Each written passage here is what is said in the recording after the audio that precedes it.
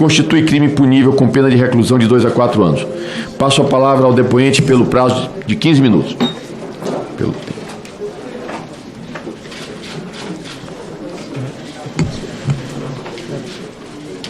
Olá, bom dia.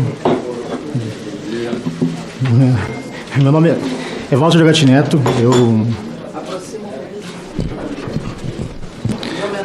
Fica calmo. Tá. Não tem ninguém aqui. Tá, meu nome é Walter Jogatti Neto. Eu estou aqui hoje na qualidade de testemunha. Sobre a minha vida, eu tive uma infância sozinho. Eu fui abandonado pelos pais, as mães, pelo pai e pela mãe, né? No caso. Eu cresci em escola pública. Eu não tive ensino médio. Eu comecei depois na faculdade de Direito. E nessa faculdade, um professor da faculdade era um promotor de justiça da minha cidade. E ele realizou uma busca em minha residência. E nessa busca foram encontrados os medicamentos que eu tomo, que é de ansiedade. Eu tenho TAG, que é ansiedade generalizada, e o TDAH, que faz eu falar rápido e perder o foco. Nisso, houve uma prisão minha por tráfico de drogas com esses medicamentos. Uma prisão totalmente legal. Eu não tive audiência de custódia e como o promotor era o professor, ele me buscou em sala de aula, a viatura da polícia.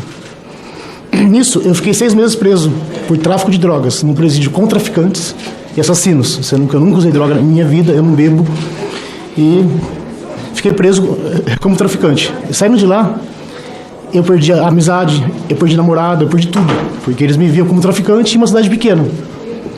E eu expliquei, não, eu fui inocentado, porque o médico que me prescreveu o medicamento, ele foi até a audiência e falou, não, realmente, eu prescrevi, e o medicamento, ele nem estava na portaria da Anvisa como droga, então foi uma prisão totalmente legal, que foi o promotor Marcel Zanin Bombarda, ele que foi o pivô de tudo isso.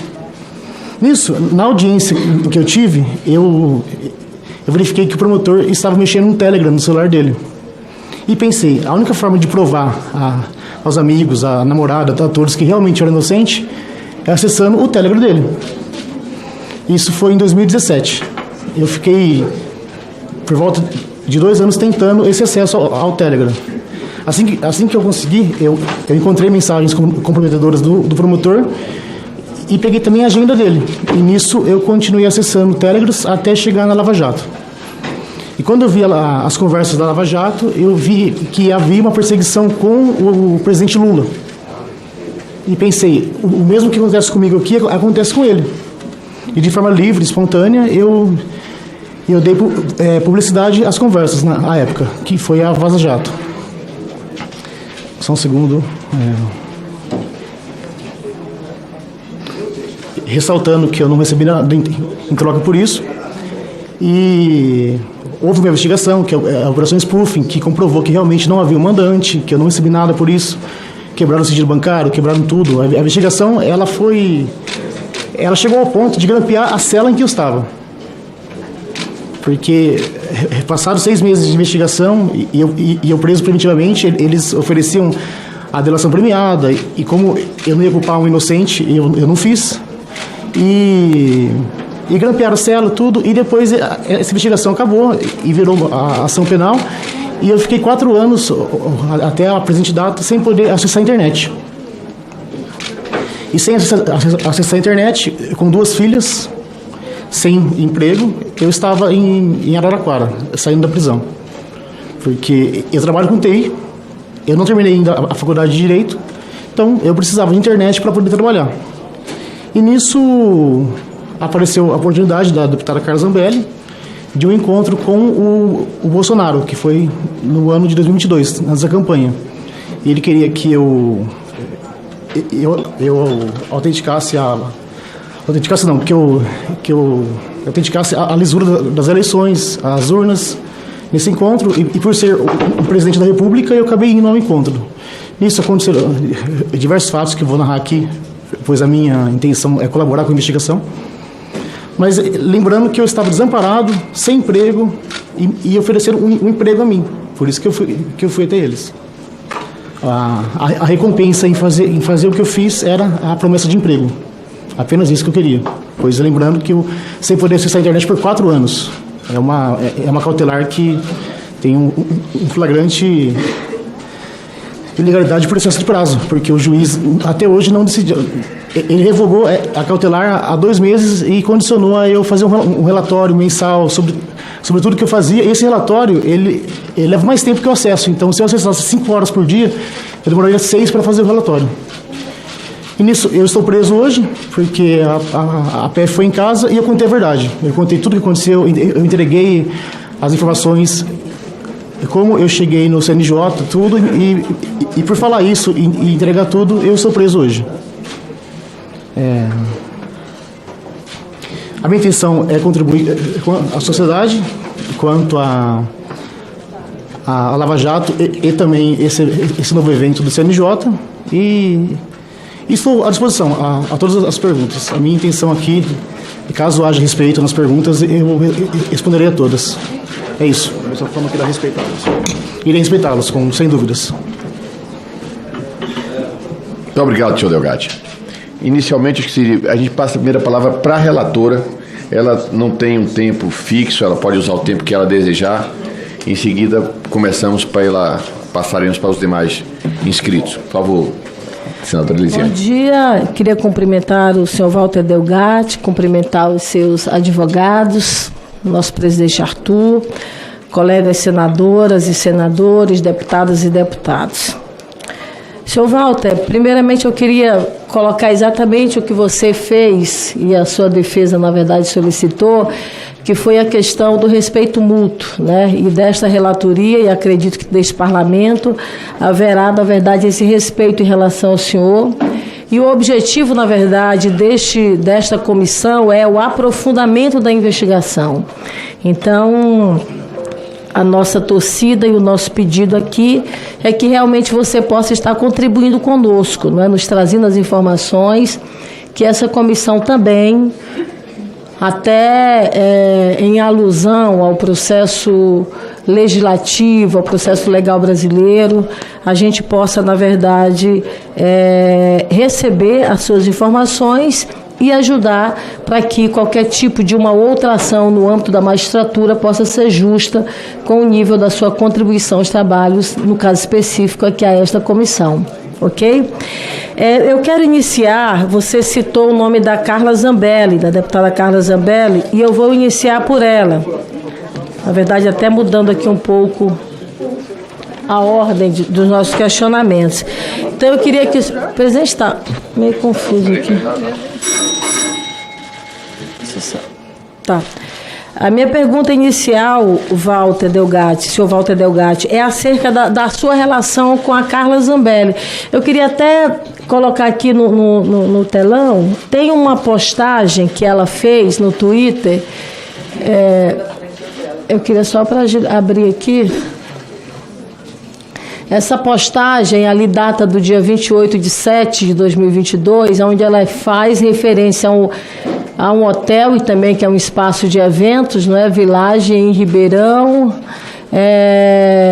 com a mala na mão. Aumenta mais um pouquinho aí. Com a mala na mão. O homem que hackeou 200 autoridades, entre ministros do Executivo... Abaixa mais.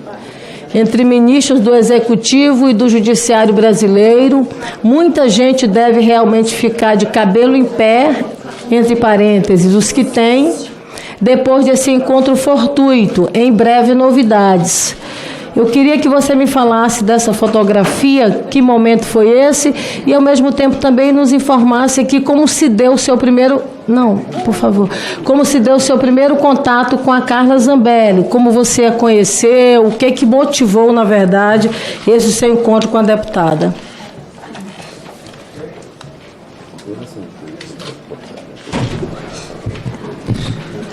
Foi nessa data da foto, em 28/7, eu estava na cidade de Ribeirão Preto, em um hotel em que eu fui buscar um amigo meu. E, de repente, eu vi a deputada Carla Zambelli, eu pedi para tirar uma foto com ela, e eu apresentei quem era eu. Eu falei, não, eu sou o Walter, o Delgatti, tal. E conversando com ela, ela passou o telefone dela, o celular dela, anotou o meu e posteriormente ela me chamou no WhatsApp. Foi apenas isso. Foi realmente um encontro fortuito. Seu encontro com a deputada Carla Zambelli, Walter, como se deu a sua relação com ela, né? Eu digo do ponto de vista de conversa, você chegou em algum momento a integrar, por exemplo, a equipe de trabalho dela, chegou a prestar serviço para ela, chegou a ter, por exemplo, alguma remuneração, onde você residia, por exemplo, nesse período que você esteve aqui em Brasília? Só ressaltando que no hotel, ela estava saindo do hotel, então foi um encontro bem rápido, não houve conversas lá, e apenas a foto, e inclusive ela está com a mala na mão, ela montou no carro e acredito eu que ela tenha saído do hotel. E posteriormente, ela disse que havia uma oportunidade de emprego a mim, no caso seria na campanha do Jair Bolsonaro, do ex-presidente. Eu estive em Brasília, eu falei com o presidente e logo em seguida... Você avançou demais, volta. Não, mas é que ela perguntou isso. E logo... Fique à vontade. E logo em seguida eu fiquei em Brasília e eu ia trabalhar na parte de redes sociais do gabinete dela, das redes dela, sociais. Houveram pagamentos, sim, porque ela me enviou as senhas do site, das redes sociais. Só que logo em seguida, uma decisão do Alexandre de Moraes suspendeu o acesso dela às redes sociais. Por isso que eu não continuei nesse serviço, acredito. Mas nesse período você chegou a prestar um serviço, você não chegou a integrar, por exemplo, em nenhum momento a equipe dela de trabalho? Por exemplo, você chegou a participar dos grupos de WhatsApp, sim, conversar com a equipe de assessoria dela, esse era um serviço que você fazia para ela? Esse serviço eu realizei. E esse período qual era o tipo de remuneração que você recebia dela? Na verdade, houve na época uma remuneração de R$3.000 e depois as redes foram suspensas e daí em diante apenas a promessa de emprego mesmo. Você chegou, nesse período você morou onde? Você chegou em algum momento você, por exemplo, esteve residindo ou frequentando com uma certa intensidade, por exemplo, a residência da Carla Zambelli? Sim, eu frequentei e logo em seguida eu retornei a Ribeirão Preto e posteriormente a São Paulo. Mas eu digo frequência no sentido de morar na casa dela. Eu fui diversas vezes na casa dela, mas de morar não. Morar, de dormir, de ter uma convivência mais presente familiar, não. Certo. Falando aqui acerca dessas reuniões, no dia 9 de agosto, o senhor teve essa primeira reunião ao chegar aqui em Brasília, não é isso? E essa reunião você teve na sede do PL. Na reunião, e você me corrige se eu estiver errada, e eu queria que você na verdade, me desse detalhes dessa reunião. Eu tenho a informação de que na reunião o senhor esteve com o advogado Ariovaldo, que está aqui inclusive, o presidente do PL, Valdemar da Costa Neto. Isso na reunião que ocorreu um pouco mais cedo do dia 9 de agosto. Quem mais estava presente nesta primeira reunião?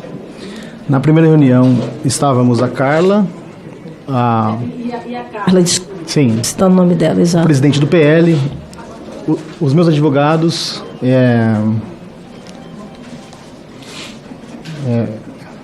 o irmão da Carla Zambelli, que é deputado também, e eu.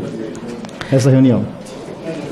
Aí você fez então a primeira reunião que foi... E o marido da Carla Zambelli também. E o marido da Carla, o irmão. Deixa eu anotando aqui. Eu havia esquecido, mas o advogado me lembrou.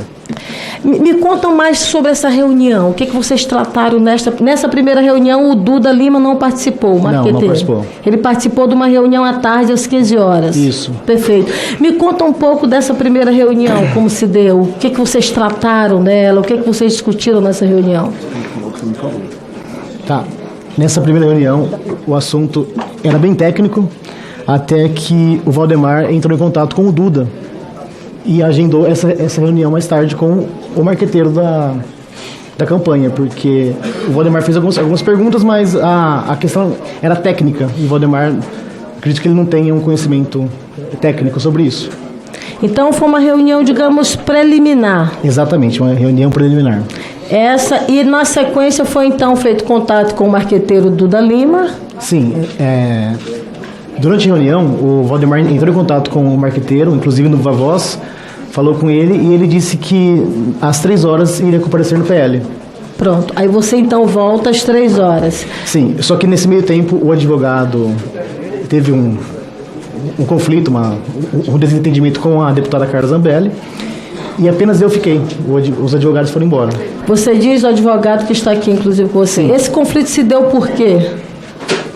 No momento do conflito, eu estava no banheiro. E quando eu retornei, estava no fim do conflito. Então, eu não participei do conflito. Então, nesse momento, o advogado sai e não participa mais da reunião da tarde. Exatamente. Pronto. Na reunião da tarde, qual foi a proposta que foi apresentada? Aí eu lhe pergunto de uma forma mais direta. Tá. A ideia de você participar, por exemplo, como garoto propaganda da campanha do Bolsonaro, do então candidato naquele momento, saiu desta segunda reunião? Sim, saiu. O Duda, que é o marqueteiro, ele inicialmente disse que o ideal seria eu fazer uma entrevista, eu participar de uma entrevista com a esquerda e de forma espontânea falar sobre as urnas. Era essa a ideia inicial. Falar que as urnas eram... A fragilidade das urnas, isso. Ou seja, a proposta... A inicial.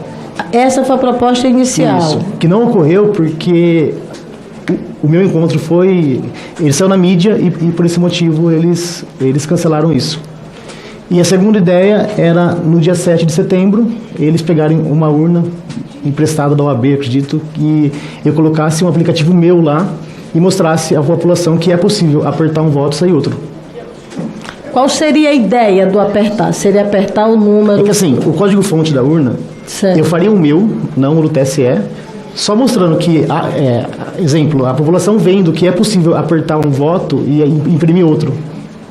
Era essa a ideia. Seria uma ação... Essa proposta, na verdade, que foi apresentada do ponto de vista da realidade, seria uma proposta fake ou seria algo que você, na verdade, ou eles te propuseram de fato? Você, de posse do código-fonte, você vai mostrar para a gente que é a vulnerabilidade, que vamos colocar um número de, por exemplo, do candidato Bolsonaro e, de repente, vai aparecer o número do candidato Lula? Falando de forma técnica, quem tem acesso ao código-fonte, antes de compilá-lo, é possível inserir linhas que façam com que... Eu ouço mal, que você está falando errado. Eu ouço mal mesmo. Sim. Quem acessar o código-fonte antes de... assim, Compilar. O código-fonte é o código em si, é o código aberto e que depois ele tem diversos arquivos e compilado ele vira apenas um, que é o que instala na urna. E quem tem acesso ao código-fonte antes de compilá-lo consegue inserir linhas que façam com que seja apertado um voto e o resultado seja outro. Lembrando que o código-fonte, a pessoa que manipula ele, ela tem... Por exemplo, o código-fonte obedece a quem está criando ele. Então, eu posso criá-lo com a ideia de, assim que compilado, sem inserir um voto e sair outro. Então, eles queriam que eu fizesse um código-fonte meu, não o oficial do TSE, e nesse código-fonte eu inserisse essas linhas, que eles chamam de código malicioso, porque ele tem como finalidade enganar, como finalidade colocar dúvidas na eleição. Então, eu criaria um código meu, a ideia do Duda. Ou seja, não seria um código-fonte do TSE, seria alguma coisa manipulada, fake sua. Exatamente, feita exatamente para mostrar... A ideia dele era a seguinte, era falar que a urna, se manipulada, sairia um outro resultado. Então, para que fique mais claro, até para que a gente possa compreender, seria uma urna que, num vídeo, numa apresentação ali publicitária, você pegaria, mas você teria um código-fonte manipulado e criado por você. Um código-fonte fake, no caso. Um código-fonte fake, criado por você, aonde você faria uma manipulação e uma apresentação fake, digamos assim. Exatamente. E essa apresentação iria explicar à sociedade, a quem estivesse lá no dia 7 de setembro, que era possível aquela urna que eles veem na eleição imprimir um outro voto. Então, a ideia era essa. Você disse que você poderia ser esse garoto propaganda, fazer essa Exatamente. manipulação fake, mas a matéria, uma matéria que saiu inclusive na revista Veja, dia 2 ou 3 dias Sim. depois, inviabilizou que essas duas ações ocorressem, é isso? Fossem concluídas, sim. Pronto. Depois dessa reunião do dia 9, que aconteceu na sede do PL, aí com a presença, inclusive, do Duda Lima, você teve, no dia 10, uma outra reunião. Agora, esta reunião você teve no Palácio da Alvorada. Sim. Nessa reunião, eu queria que você me falasse também detalhes desta reunião, esta agora com o então presidente Bolsonaro, né? Sim. Você sai do local onde você estava, o carro que você foi levado, a Carla Zambelli veio junto com você? Sim, veio. E aí, Foi. então, pegaram a Carla Zambelli, depois de buscaram e, na sequência, foram até o Palácio da Alvorada. No Palácio da Alvorada, na reunião com o então presidente Bolsonaro, se reuniram o senhor, a Carla Zambelli, o então presidente Bolsonaro, me corrija se estiver errada, e o ajudante de ordens Mauro Cid E o general Marcelo Campos. e o Marcelo Campos. Me conta um pouco dessa reunião. Essa reunião, a ideia era falar sobre as urnas e sobre as urnas e sobre a eleição e sobre a lisura das urnas. E a conversa, ela foi bem técnica, até que o presidente me disse, falou assim, olha, a parte técnica eu não entendo, então eu irei enviá-lo ao Ministério da Defesa e lá com os técnicos você explica tudo isso. A conversa, ela se resumiu nisso. E também ele pediu que eu fizesse o que o Duda havia dito sobre o dia 7 de setembro. E o senhor disse para ele que poderia fazer. Sim, eu disse que sim. E aí ele não compreendeu. E neste momento, quem ele chama para lhe levar ao Ministério da Defesa? Ele chama o general Marcelo Campos. O general Marcelo. E ele fala a ele, olha, eu preciso que você leve ele até o Ministério da Defesa. Ele contrariou, ele disse, não, mas lá é complicado. E o Bolsonaro disse, não, isso é uma ordem minha, cumpra. Nisso, o presidente e a deputada... Quem falou que disse que lá era complicado? O general Marcelo Campos. O Campos falou. Sim, ele disse que era complicado. Nisso, o presidente disse que era uma ordem dele e eu fui levado até o Ministério pela porta do fundo. É um portão grande atrás, eu entrei com um carro lá e já desci no elevador. Certo. Então você foi com o general Campos até o Ministério da Defesa. Isso. Você tem noção de mais ou menos quanto tempo você ficou conversando ali com o ex-presidente Bolsonaro? Por volta de 1h30, 2 horas no máximo. Nessa conversa, o que mais ocorreu além especificamente da Na verdade, eu tomei o café da manhã com ele e a conversa, ela foi essa. Ele me disse que eu estaria salvando o Brasil, que era a liberdade do povo em risco, que eu precisava ajudar ele a garantir a lisura das eleições, porque ele contou que em 2018 ele teve acesso ao inquérito da PF, que nesse inquérito uma pessoa teve acesso ao TSE, ao código-fonte, que poderia ter manipulado. E nisso, essa conversa ela foi evoluindo e chegou à parte técnica e o presidente disse, olha, a parte técnica eu não entendo nada, então eu preciso que você vá até o Ministério da Defesa e converse com os técnicos. Foi isso. Você, nesse momento, colocou, por exemplo, a possibilidade de você ser punido, ser preso por isso? Você recebeu deles algum tipo de garantia de proteção? Sim, recebi, inclusive... Fala mais alto que não tô... Inclusive, a ideia ali era que eu receberia um indulto do presidente. Ele havia concedido um indulto a um deputado um deputado federal e como eu estava com o processo da spoofing à época e com as cautelares que me proibiam de acessar a internet e trabalhar, eu visava a esse indulto e foi oferecido no dia. Ele proibiu você de falar do dinheiro com ele. Uma pergunta aqui que a minha consultora traz. Do ponto de vista do nome do general, é Marcelo Campos ou Marcelo Câmara? Desculpe, é Marcelo Câmara. Marcelo Câmara. Câmara. General Câmara, né? É o Câmara. Peço desculpas. Não, que isso, ótimo. Voltando aqui especificamente, então, neste momento, o então presidente Bolsonaro lhe assegurou um indulto caso fosse preso pelas ações referentes à urna eletrônica. Sim, esse encontro, ele assegurou esse indulto e futuramente no segundo encontro ele assegurou outra coisa, mas esse encontro ele assegurou apenas o indulto. Tá, a gente vai já falar desse outro encontro, desse outro contato com o ex-presidente. Agora vamos falar sobre esse seu momento em relação ao Ministério da Defesa. Quantas vezes você foi no Ministério da Defesa? 4 vezes. Você esteve lá? Não, 4? Eu estive uma, retornei na semana 2 vezes e na segunda semana mais 2 vezes. Então você 5 foi... vezes ao todo. 5 vezes. Nessas vezes que você ia lá, você conversava com o pessoal da TI, mais dessa parte da informática? Eu falei com como é que funcionou? O ministro Nogueira, o Paulo Sérgio Nogueira, e também com o pessoal do TI. Com o Paulo Sérgio Nogueira e com o pessoal...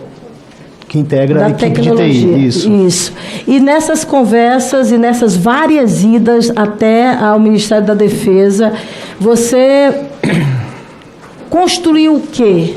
Nós tivemos depois, Walter, um relatório que foi apresentado, inclusive, e foi encaminhado até no TSE das Forças Armadas. Nesse relatório específico, você teve participação na elaboração desse relatório? A ideia inicial era que eu inspecionasse o código-fonte.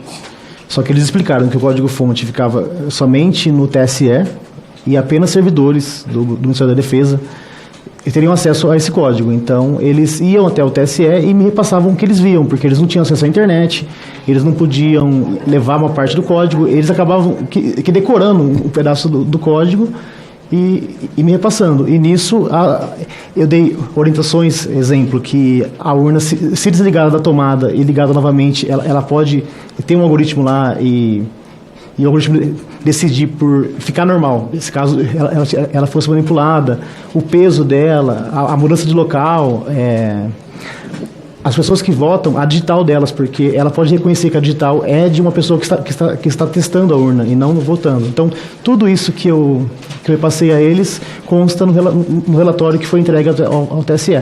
Eu posso dizer hoje que de forma integral, aquele relatório tem exatamente o que eu disse. Não tem nada menos. Ou seja, esse relatório que eu estou com ele aqui, que veio do Ministério da Defesa e foi encaminhado ao TSE, você teve conhecimento dele, leu e viu que foi fruto da sua orientação. Eu apenas não digitei, mas foi eu quem fez ele, porque tudo que consta nele foi orientado por mim. Ou seja, esse relatório foi construído, foi orientado, foi elaborado pelo Walter Delgatti. Lembrando que os servidores do Ministério, eles cursaram a faculdade de TI, são professores, são tudo, então eles aprenderam o caminho correto.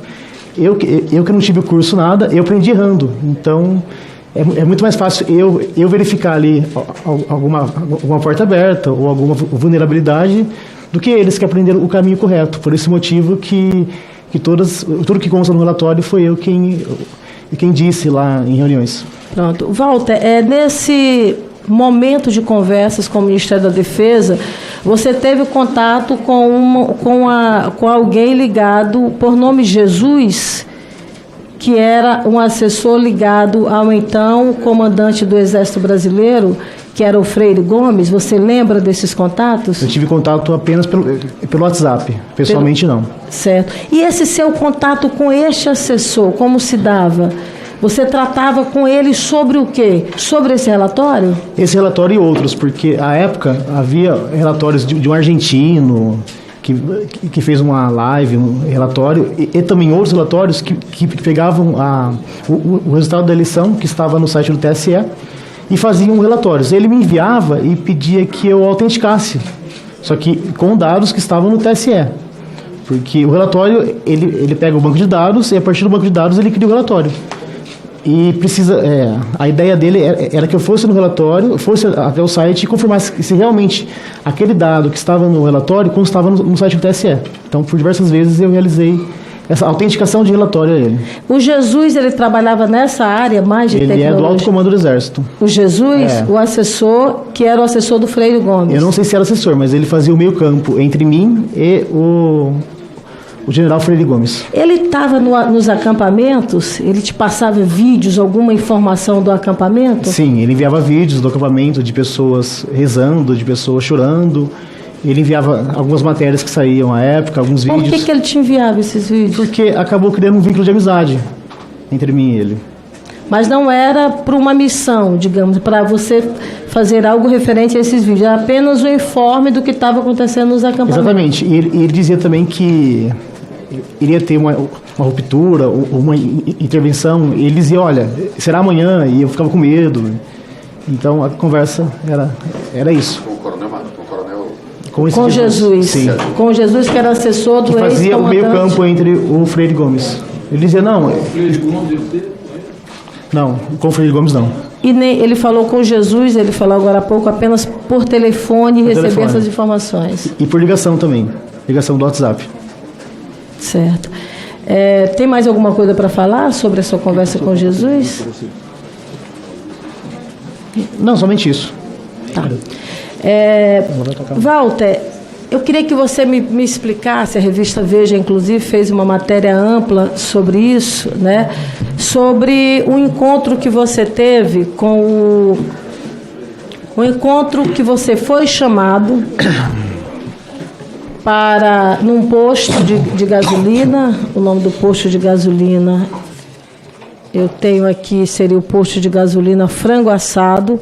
Eu queria que tu me explicasse um pouquinho como se deu isso, como foi essa logística, de que forma você foi chamado para estar até lá. Me conta como tudo isso aconteceu.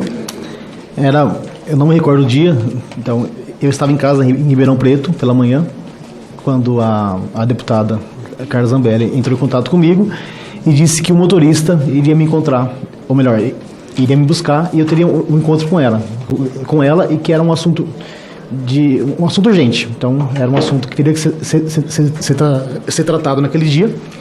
E eu estava em Ribeirão Preto e chegou o motorista. Nisso eu não sabia onde seria o encontro. Ele pegou a rodovia, a Anhanguera, e foi até esse posto que era próximo a uma cidade em que a deputada estava realizando campanha. E nesse encontro, a deputada... Você já conhecia o motorista? Esse motorista, não conhecia. Você teve medo quando você teve que entrar no carro com ele e ir até esse local? Eu tive um pouco, mas não tanto, porque eu confiava bastante na deputada Carla Zambelli. Perfeito. Então você segue até esse posto? Até esse posto, e nisso eu tenho um contato com a deputada. E nesse contato foi quando ela pegou um celular que estava com ela, e no celular dela ela enviou mensagem a alguém e o presidente da República entrou em contato comigo. E nesse contato ele disse que eles haviam... Antes de falar do contato, ela pegou um telefone novo ou era o telefone dela? Não, era um telefone aparentemente novo. O chip ou o aparelho? Era um chip e um aparelho, ela inseriu o chip, acredito eu que seja um celular novo. Novo que eu digo é que nunca foi usado. Um celular que foi usado apenas naquele encontro, ou apenas naquele encontro, né? E nisso eu falei com o presidente da República e, segundo ele, eles haviam conseguido um grampo, que era tão esperado à época, do ministro Alexandre de Moraes. Segundo ele, esse grampo ele foi realizado já, que teria conversas comprometedoras do ministro, e ele precisava que eu assumisse a autoria desse grampo, lembrando que à época eu era o hacker da Lava Jato, né? Então seria difícil a esquerda questionar? Sim, questionar essa autoria, porque lá atrás eu havia assumido a Lava Jato, que realmente fui eu, e eles apoiaram. Então a ideia seria o quê? O garoto da esquerda assumir esse grampo.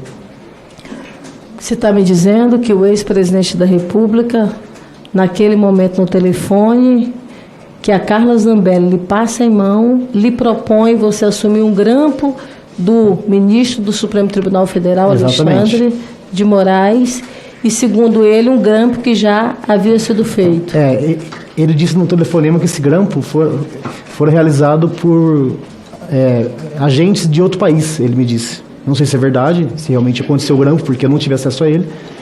E disse que em troca eu teria o prometido indulto, e ele ainda disse assim, ó, se caso alguém te prender, eu mando prender o juiz. Ele usou essa frase. Não, eu não entendi.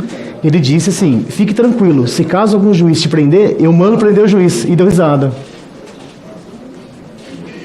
Ele mandaria prender o juiz que porventura lhe prendesse. Sim, porque esse grampo ele seria suficiente para alguma ação contra o ministro e que as eleições seriam refeitas, né? Você então... Ou melhor, que as eleições fossem feitas com a urna que imprimisse o voto. E você concordou em assumir? Eu concordei porque era uma proposta de um presidente da República. Ficaria até difícil falar não àquela... Eu queria até fazer um recorte sobre essa questão do grampo. Nesse momento ele fez referência a pessoas não do Brasil, mas de fora do Brasil, que teria já grampeado Sim. o ministro Alexandre de Moraes naquele Exatamente. momento. A imprensa brasileira noticiou, acho que até o senador deve estar aqui, e aí talvez até depois ele possa falar, mas na matéria que é colocada pela imprensa, a matéria do jornal... Aqui, qual é o jornal esse aqui? Revista Veja. Oi? Não, esse tá. aqui é do... Não, esse aqui não é da Veja, não. Eu já falo aqui o nome do jornal. Não consta aqui, mas já minha assessoria me traz aqui. Está aqui o jornal O Globo. O senador, naquele momento, afirma que este grampo teria sido o senador Marcos Duval, que ele deve estar por aqui, talvez daqui a pouco ele possa falar. A matéria diz que, segundo o senador, equipamentos do Gabinete de Segurança Institucional, portanto do GSI, seriam usados para gravar conversas com o ministro. O senhor lembra se nessa conversa o então presidente teria falado GSI ou não teria falado? Teria falado apenas essas pessoas de outros países? Sim, eu me recordo que ele disse apenas agentes de outro país. Ele não falou sobre o GSI ou sobre o senador Marcos Duval. Então, nesse momento, o senhor assume a responsabilidade, o senhor assume que você poderia assumir a responsabilidade desse grampo. Sim, eu assumo e por medo, retornando à minha residência, eu entrei em contato com o jornalista Reinaldo Turolo da Veja e contei isso a ele. Que ele gravou a ligação e registrou em cartório tudo que fora falado à época.